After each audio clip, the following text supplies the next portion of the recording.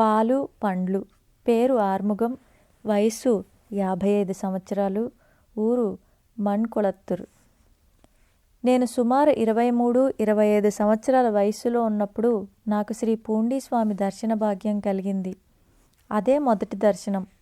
వైకుంఠ ఏకాదశి రోజు శ్రీ స్వామిని దర్శించుకొని రాత్రంతా జాగరణ చేసి వేకువజామున పండ్లు పాలు తీసుకొని వచ్చి శ్రీ స్వామికి సమర్పించుకున్నాను. పొద్దు పొడవక ముందే తీసుకొని వచ్చి ఇస్తున్నావే అన్నారు శ్రీ స్వామి. ఇవి మీకు ఇవ్వాలని ఎంతో తపనతో తీసుకొచ్చాను స్వామి అని వారిని అవి స్వీకరించమని వేడుకున్నాను. వారు తీసుకున్నారు. శ్రీ స్వామి చరణాలకు ప్రణామములు అర్పించి తిరిగి ఇంటికి బయలుదేరాము. చాక్లెట్ సిఫారసు. పేరు గోవిందన్. వయసు 49 సంవత్సరాలు. ఊరు పూండి. నాకు 10 సంవత్సరాల వయస్సు నుండి శ్రీ పూండీస్వామి దర్శన భాగ్యం కలిగింది. నేను వారికి నమస్కరించుకుంటే వారు ఊది పెట్టేవారు. సుబ్రహ్మణ్య స్వామి నాకు చాక్లెట్ ఇవ్వమని చెప్తే శ్రీ స్వామి నాకు చాక్లెట్ ఇచ్చేవారు. నేను స్కూలుకి వెళ్లే ముందు శ్రీ స్వామి దర్శనం చేసుకునేవాడిని. మేం 6 అన్నదమ్ములం. చివరి వాడికి శ్రీ స్వామి ఆర్ముగం అని పేరు పెట్టారు. శ్రీ స్వామి మా నాన్నగారితో, ఇక మీదట నీ కష్టాలన్నీ తీరాయి నటేశా అని అన్నారు. అప్పటి నుంచి మా కుటుంబానికి మంచి రోజులు వచ్చాయి. అందరం ఎంతో వృద్ధిలోకి వచ్చాం. అంతా శ్రీ స్వామి కృపా కటాక్షాల ఫలితమే. పాస్ చేయండి. పేరు సుందరం. వయస్సు 52 సంవత్సరాలు. ఊరు పోళూరు. నేను చదువుకునే రోజుల్లో శ్రీ పూండీస్వామిని దర్శించుకున్నాను. పరీక్షలు రాసిన తర్వాత మిత్రులతో కలిసి వచ్చి వారి దర్శనం చేసుకొని, స్వామి పరీక్షలు రాశాము, పాస్ అయ్యేలా ఆశీర్వదించండి అని ప్రార్థించేవాళ్ళం. శ్రీ స్వామి అంగీకార సూచకంగా అంటూ అందరికీ ఊది పెట్టేవారు. వారి ఆశీస్సులతో ఆనందంగా తిరిగి ఇళ్ళకి చేరేవాళ్ళం. కష్టాలలో ఉన్నప్పుడు శ్రీ స్వామి దగ్గరికి వచ్చి చెప్పుకునేవాళ్ళం. వారు ఒక్కోసారి వీపు మీద తట్టేవారు. అలా చేస్తే శ్రీ స్వామి అనుగ్రహం లభించినట్లుగా తోచేది నాకు. గట్టెక్కిన ఇక్కట్లు. పేరు ఎం రాజేంద్రన్. వయస్సు 63 సంవత్సరాలు. ఊరు విల్వారణి. నేను 5వ తరగతి చదువుకుంటున్నప్పుడు శ్రీ స్వామిని దర్శించుకున్నాను. ఒకసారి సంవత్సరాంతర పరీక్షలు రాసిన తర్వాత మా మిత్రులతో కలిసి వచ్చి శ్రీ స్వామిని దర్శించుకుని వారిని, స్వామి నేను పాస్ అవుతానా అని అడిగాను. వారు సరి అంటూ ఊదిని పెట్టారు. మేమంతా సెలవు దినాల్లో వచ్చి శ్రీ స్వామిని దర్శించుకొని వెళ్ళేవాళ్ళం. శ్రీ పూండీస్వామి మహాసమాధి అయిన పిమ్మట కూడా నేను వచ్చి సమాధిని దర్శించుకుని వెళ్ళేవాణ్ణి. ఒకసారి నేను ఎన్నికల్లో పోటీ చేసి 4.5 లక్షల రూపాయలు ఖర్చు పెట్టి ఓడిపోయాను. అప్పుల పాలయ్యాను. మా పెద్దమ్మాయి కాలేజీలో చదువుతూ ఉన్నప్పుడు ఆ పరీక్షల్లో తప్పింది. ఆ బాధ భరించలేక మా రైసు మిల్లులో ఉరివేసుకొని ఆత్మహత్య చేసుకుంది.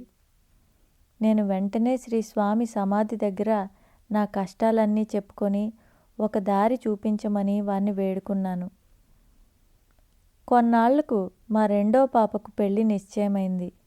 కానీ నా దగ్గర వివాహానికి సరిపడా పైకం లేదు. అబ్బాయి ఇంటిలోని పెద్దలు 4 రోజుల్లోపు తిరుమలలో వివాహం జరిపించవలసిందిగా కోరారు. నా దగ్గర పైకం ఒక 1000 రూపాయలు మాత్రమే ఉంది. నాకు ఏం చేయాలో పాలుపోలేదు. ఈ సమస్య పరిష్కారానికి నేను శ్రీ పూండీస్వామిని ప్రార్థించాను. పెళ్లికి ముందు రోజు రాత్రి ఒక మిత్రుడు 10,000 రూపాయలు తెచ్చి అప్పుగా ఇచ్చాడు. మర్నాడు తిరుమలకు వెళ్ళి మా పాప పెళ్లి జరిపించాము. నేను మాకున్న రైస్ మిల్లు మీద 7.5 లక్షల రూపాయలు బ్యాంకులో లోన్ తీసుకున్నాను. కొన్నాళ్లకు వడ్డీతో కలిపి 4,25,000 కట్టమని చెప్పారు. లేదంటే జప్తు చేసి వేలం వేస్తామని అన్నారు. నేను శ్రీ స్వామి సమాధి మందిరంలో నా బాధలను విన్నవించుకొని ఎంతో ఆర్తితో ఈ గండం గట్టెక్కించమని ప్రార్థించాను. తర్వాత బ్యాంక్ మేనేజర్ దగ్గరికి వెళ్ళి నాకున్న 2 ఎకరాల పొలం అమ్మి 6.5 లక్షల అప్పు తీర్చగలనని, అంతకు మించి పైకం జమ చేయలేనని చెప్పాను. శ్రీ స్వామి కృపతో ఆ బ్యాంక్ మేనేజర్ అలా చేయడానికి అంగీకరించారు. తర్వాత నాకున్న 2 ఎకరాల పొలం అమ్మి డబ్బు చెల్లించాను. బ్యాంక్ మేనేజరు రైస్ మిల్లుకు సంబంధించిన దస్తావేజులు తీసుకుని వచ్చి తిరువన్నామలై శ్రీ అరుణాచలేశ్వర స్వామి సన్నిధిలో పెట్టి నా చేతికిచ్చారు. నేను ఆ దస్తావేజులను తీసుకుని వచ్చి శ్రీ పూండీ స్వామి పాదాల మీద ఉంచి ఇంటికి తీసుకొని వచ్చాను. నాకు రైస్ మిల్ దక్కదని అనుకున్నాను. శ్రీ స్వామి కృప వలన ఆ ఇక్కట్ల నుండి బయటపడ్డాను. ఆరోగ్య ప్రదాత్రే నమః. పేరు బాబు. వయస్సు 36 సంవత్సరాలు. ఊరు పూండి. నేను నా చిన్నతనంలో మూర్ఛ వ్యాధితో బాధపడేవాణ్ణి. ఒకరోజు అర్ధరాత్రి నాకు మూర్ఛ వ్యాధి వచ్చింది. మా నాన్నగారు నన్ను బండిలో పోళీరు హాస్పిటల్కి తీసుకెళ్తూ మార్గ మధ్యలో శ్రీ పూండీ స్వామి అరుగు వద్దకెళ్ళి వారికి నమస్కరించుకున్నారు. శ్రీ స్వామి బిడ్డను ఎక్కడికి తీసుకువెళ్తున్నారని అడిగారు. మా నాన్న అబ్బాయికి మూర్ఛ వచ్చింది, హాస్పిటల్కి తీసుకువెళ్తామని చెప్పి ఎందరో డాక్టర్లకు చూపించినా బాగు కాలేదు స్వామి అని అన్నారు. అప్పుడు వారు, ఎందుకు తీసుకువెళ్ళడం, బిడ్డకి ఏమీ కాదు, బాగైపోతుంది, వెళ్ళండి అని ఆశీర్వదించారు. వెంటనే నాకు మూర్ఛ వ్యాధి తగ్గింది. హాస్పిటల్కి తీసుకుని వెళ్ళే సమయానికి జబ్బు పూర్తిగా నయమైపోయింది. హాస్పిటల్లో డాక్టర్ దగ్గరికి వెళ్ళి ఎలాగూ వెళ్ళాం కదా అని ఒక ఇంజెక్షన్ వేయించుకొని వచ్చాం. మళ్ళీ ఇంతవరకు నాకు మూర్ఛ వ్యాధి రాలేదు. ఒకసారి మా నాన్న పొలం కొనాలని ఉందని శ్రీ స్వామికి విన్నవించుకున్నారు. పొలమా, ఎందుకు మీకు? కలసపాకం వెళ్ళి, మెట్టుపాళ్యం వెళ్ళి, పయన్గోయల్ వెళ్ళి, పిళ్ళూరు వెళ్ళి అంత దూరంలో కొనబోతున్నారు. ఎన్ని కష్టాలు వస్తాయో అన్నారు శ్రీ స్వామి. వారు చెప్పినా వెనక మా నాన్న పొలం కొన్నారు. ఆ పొలం కొన్న తర్వాత మేము అష్ట కష్టాలు చవిచూచాం. మా నాన్న శ్రీ స్వామి సన్నిధికి వచ్చి మా బాధలను దూరం చేయమని ఎంతో ఆర్తిగా వేడుకున్నారు. అప్పుడు శ్రీ స్వామి, అది తాత్కాలికమే, నేను అప్పుడే చెప్పాను, అప్పుడు అర్థం కాలేదు అని బుజ్జగింపుగా అన్నారు. నేను ప్రతినిత్యం శ్రీ పూండీ స్వామి మందిరానికి వచ్చి ప్రదక్షిణ చేసి బ్రతుకు తెరువు చూపించమని ప్రార్థించాను. తర్వాత నాకు బ్రాందీ షాప్లో ఉద్యోగం వచ్చింది. కానీ నాకు ఆ ఉద్యోగం అసలు నచ్చలేదు. ఒకసారి, ఎందుకు స్వామి నాకు ఇన్ని కష్టాలు ఇచ్చారు అని శ్రీ స్వామిని ఆర్తిగా ప్రార్థించాను.